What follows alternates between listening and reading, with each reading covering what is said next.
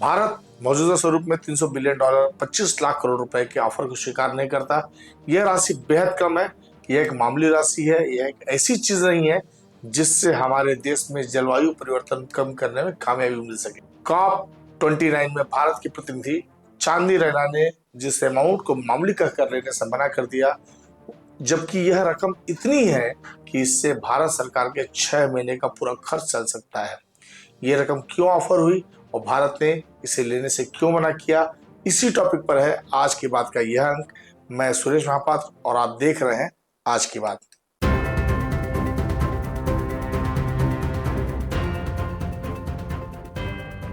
Our world in डाटा.org से मिले तथ्यात्मक आंकड़ों को देखें तो पूरा मसला आसानी से समझा जा सकता है। इस साइट की डिटेल डिस्क्रिप्शन बॉक्स में दे दी गई है। मौजूदा हालत को इस वीडियो में देखिए, किस तरह से पूरी दुनिया में प्रदूषण का स्तर सन 1750 के बाद लगातार बढ़ता गया है। एशिया, अमेरिका, रूस, ऑस्ट्रेलिया और अरब देशों में प्रदूषण का स्तर साफ देखा जा सकता है। सबसे पहले समझा जाए कि आखिर ये कॉप 29 क्या है और इसका क्या काम है। कॉन्फ्रेंस ऑफ द पार्टीज यानी COP वैश्विक स्तर पर आयोजित की जाने वाली बैठक है। 1992 में बढ़ते जलवायु परिवर्तन को रोकने के लिए संयुक्त राष्ट्र framework convention of climate change यानी UNFCCC ने 1992 में COP की स्थापना की। इसका मकसद जलवायु परिवर्तन से निपटना और इसे खत्म करने के लिए अंतर्राष्ट्रीय स्तर पर सभी देशों को एक साथ लाना था। इस COP में दुनिया के कुल 197 देश शामिल है। COP का आयोजन हर साल अलग अलग देशों में किया जाता है। इसकी 29वीं बैठक 11 से 22 नवंबर के बीच अजरबैजान के बाकू शहर में हुई, इसलिए इसका नाम COP 29 रखा गया था। इस बार बैठक की थीम क्लाइमेट फाइनेंस थी। COP 29 में सभी देशों ने जलवायु परिवर्तन पर नियंत्रण को लेकर चर्चा की। हर साल COP की बैठक में एक डील की जाती है। इसका मकसद जलवायु परिवर्तन से निपटने के लिए फाइनेंशियल रिसोर्सेज जुटाना होता है। इस डील के तहत विकसित देशों द्वारा विकासशील देशों को आर्थिक मदद दी जाती है।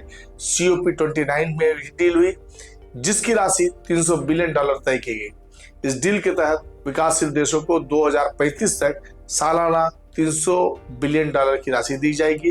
इस डील से मिलने वाली 300 बिलियन डॉलर को 4 तरह के कामों में खर्च किया जाएगा। 300 बिलियन डॉलर यानी 25 लाख करोड़ रुपए के पहले इन्वेस्टमेंट में सौर, पवन, जल और अन्य रिन्यूएबल एनर्जी के रिसोर्सेज को बढ़ाया जाएगा। विकासशील देशों में जलवायु संकट से निपटने और प्राकृतिक आपदाओं से बचने के लिए खर्च किया जाएगा। जलवायु परिवर्तन को नियंत्रित करने के लिए ग्रीन टेक्नोलॉजी में इन्वेस्टमेंट को बढ़ावा दिया जाएगा। इसमें carbon capture, hydrogen energy, smart grid जैसे टेक्नोलॉजी शामिल है। जलवायु परिवर्तन से सबसे ज्यादा प्रभावित इलाकों में वित्तीय सहायता पहुंचाई जाएगी। सबसे बड़ा सवाल तो यह है कि आखिर भारत ने 25 लाख करोड़ रुपए के इस ऑफर को क्यों ठुकरा दिया और भारत की नाराजगी की वजह क्या है। दरअसल भारत ने 300 बिलियन डॉलर के जलवायु समझौते की डील को इसलिए ठुकरा दिया क्योंकि इस डील को लेकर के भारत का तर्क यह था कि यह डील एक साल में जलवायु परिवर्तन को रोकने के लिए काफी कम है। COP 29 में चांदी रैना ने कहा, भारत इस प्रस्ताव को स्वीकार नहीं करता। जो राशि प्रस्तावित की गई है उससे हमारा देश जरूरी क्लाइमेट एक्शन नहीं ले पाएगा। COP 29 समझौते में तय किया गया कि समय समय पर जलवायु परिवर्तन को रोकने वाले कामों की समीक्षा की जाएगी। 2025 तक जलवायु परिवर्तन को रोकने के लिए जो योजनाएं शुरू की जाएंगी उसके लिए 300 बिलियन डॉलर की राशि कम पड़ जाएगी। इतनी कम राशि में समय रहते हुए मापदंडों को पूरा करना नामुमकिन है। भारत ने यह भी साफ किया कि इस तरह के समझौते में विकासशील देशों के विकास के अधिकार का सम्मान नहीं किया गया है।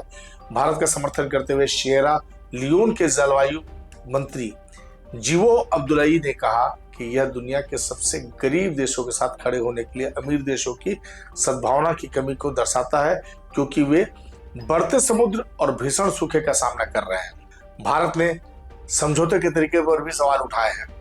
भारत का कहना है कि उसे समझौते पर अपना पक्ष ठीक तरीके से नहीं रखने दिया गया। चांदी रैना ने कहा, भारत समझौते पर कोई निर्णय होने से पहले एक बयान जारी करना चाहता था। इस बारे में अध्यक्ष देश अजरबैजान और सचिव UN क्लाइमेट चेंज को भी बताया गया था, मगर पक्षपातपूर्ण तरीके से भारत को ऐसा करने से रोका गया। भारत का यह भी मानना है कि विकसित देशों की वजह से ही जलवायु परिवर्तन की नौबत आई है, इसलिए सबसे पहले उन्हें ही अपने ग्रीन हाउस गैसों के उत्सर्जन को घटाना चाहिए। इस मामले में सबसे बड़ा सवाल यह भी खड़ा होता दिख रहा है कि क्या विकासशील देशों को इंडस्ट्रियलाइजेशन से रोका जा रहा है। पर्यावरण जानकारों के मुताबिक प्रदूषण बढ़ने का ठिकरा विकासशील देशों पर फोड़ा जा रहा है। इस वजह से उनका इंडस्ट्रियलाइजेशन भी खतरे में पड़ गया है, जबकि विकसित देशों में पहले ही इंडस्ट्रियलाइजेशन के दौर में ग्रीन हाउस गैसों का ज्यादा उत्सर्जन कर दिया गया था। अब जब विकासशील देशों को आगे बढ़ने का मौका मिल रहा है तो उन्हें सख्त प्रदूषण नियमों का सामना करना पड़ रहा है। यह भी समझना होगा कि ग्लोबल साउथ यानी विकासशील देशों और ग्लोबल नॉर्थ यानी विकसित देशों के बीच इंडस्ट्रियलाइजेशन और विकास की प्रक्रिया में फर्क है, क्योंकि विकासशील देशों को वैश्विक बाजार में कंपटीशन बनाए रखने के लिए ज्यादा प्रदूषण वाले उद्योगों का इस्तेमाल करना पड़ता है। विकासशील देशों को स्मार्ट और हरित तरीके से इंडस्ट्रियलाइजेशन करने पर जोर दिया जा रहा है, यानी विकासशील देश ऐसे रिसोर्सेज का इस्तेमाल करें जिससे एनवायरनमेंट को कम नुकसान पहुंचे। अमेरिका जैसे विकसित देश विकासशील देशों को फंड देने पर मजबूरी को समझने की जरूरत है। अमेरिका जैसे विकसित देश समझते हैं कि जलवायु परिवर्तन जैसी अंतर्राष्ट्रीय समस्याओं को अकेले खत्म नहीं किया जा सकता। इससे निपटने के लिए विकसित देशों के साथ विकासशील देशों को भी आगे बढ़ना होगा। इसलिए विकसित देशों से हर साल विकासशील देशों को यह फंड दिया जाता है। एक मुद्दा 21वीं सदी के तापमान को 20वीं सदी के मौजूदा तापमान से बढ़ने से रोकना भी था। वैज्ञानिकों का मानना था कि 20वीं सदी के औसत तापमान को 2 डिग्री सेल्सियस से ज्यादा बढ़ने नहीं दिया जाए। साथ ही पृथ्वी पर बढ़ते तापमान को 1.5 डिग्री सेल्सियस अंदर रखने की कोशिश की जानी चाहिए। इसके लिए प्रदूषण बढ़ाने वाले उद्योगों को बंद करना था। विकसित देशों के लिए तो यह बड़ी बात नहीं थी, लेकिन विकासशील देशों के सामने चुनौती खड़ी हो गई थी, क्योंकि विकासशील देशों में ज्यादातर उद्योग प्रदूषण फैलाने वाले हैं।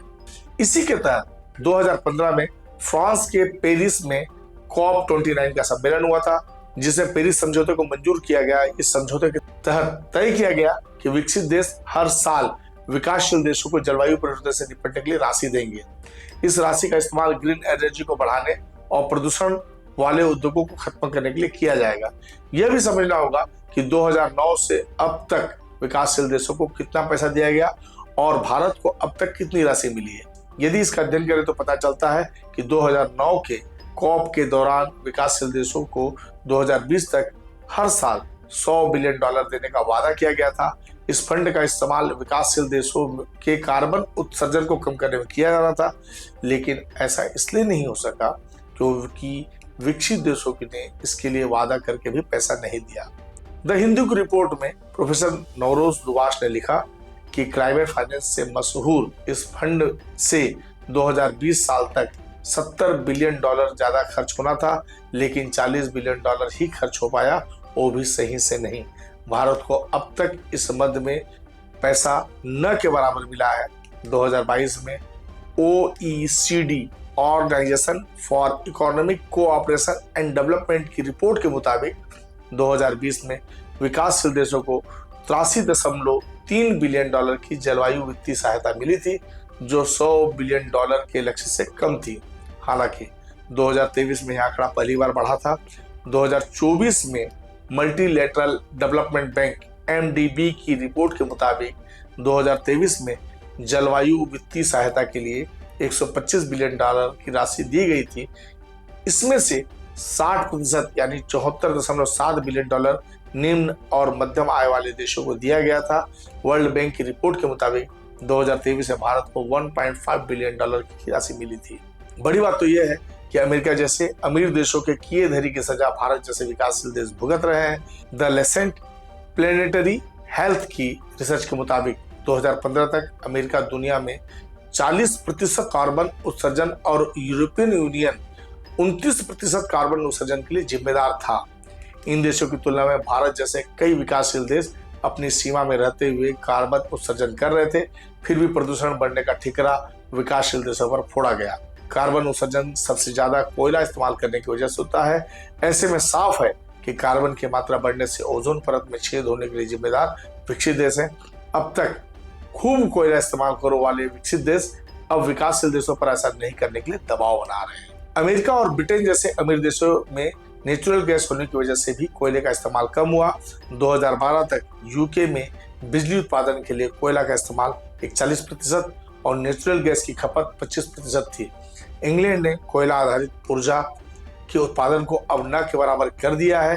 भारत के पास भी ऊर्जा के लिए कई विकल्प हैं, लेकिन पूरी तरह से शिफ्ट करने में समय और रिसोर्स लगेंगे, जिसकी तैयारी भी की जा रही है। भारत जैसे विकासशील देशों के लिए कोयले के इस्तेमाल को बंद करना इतना आसान नहीं है, क्योंकि बिजली उत्पादन से लेकर सामानों के प्रोडक्शन तक में कोयला ऊर्जा के सबसे सस्ता माध्यम के तौर पर इस्तेमाल होता है। ऐसे में कोयले पर निर्भरता को खत्म करने के लिए बड़े बदलावों और तकनीकों की जरूरत है। यह भी देखा जाना चाहिए कि हाल ही में प्रधानमंत्री नरेंद्र मोदी ने पीएम सूर्य घर योजना की शुरुआत की है। इसका उद्देश्य सौर ऊर्जा के उपयोग को बढ़ावा देना है। इसके लिए जमीनी स्तर पर काम भी शुरू हो गया है। इस योजना के तहत 3 किलोवाट तक के उपयोगकर्ताओं को करीब 75,000 रुपए तक की सब्सिडी दी जा रही है। यह साफ है, सीओपी के तहत मिलने वाली राशि का इसी तरह से योजनाओं पर उपयोग किया जाना प्राथमिकता में शामिल होगा। यदि हम मौजूदा समय में कार्बन उत्पादन की स्थिति को देखें तो सबसे ज्यादा ऑस्ट्रेलिया 14.5 टन, अमेरिका 14.3 टन, रूस 12.5 टन, चीन 8.4 tonne, Japan 8 tonne, Netherland 6.6 tonne और सबसे कम 2.1 टन कार्बन भारत प्रति व्यक्ति उत्सर्जित कर रहा है। भारत में फिलहाल विकास की प्रक्रिया तेजी से चल रही है। ऐसे समय में प्रदूषण की आड़ में भारत के विकास की प्रक्रिया को विकसित देश बाधित करने के लिए 25 लाख करोड़ रुपए की मामूली रकम देकर पूरी दुनिया के प्रदूषण को रोकने का दायित्व पोज देना चाह रहे हैं, जो कि अनुचित है। आज की बात का यह अंक आपको कैसा लगा? आपकी प्रतिक्रियाओं का इंतजार रहेगा। एक निवेदन, यदि आपने अब तक चैनल सब्सक्राइब नहीं किया है तो कृपया कर लें, बेल का बटन दबा दें और लाइक करना ना भूलें। पूरा वीडियो देखने के लिए बहुत बहुत धन्यवाद। नमस्कार।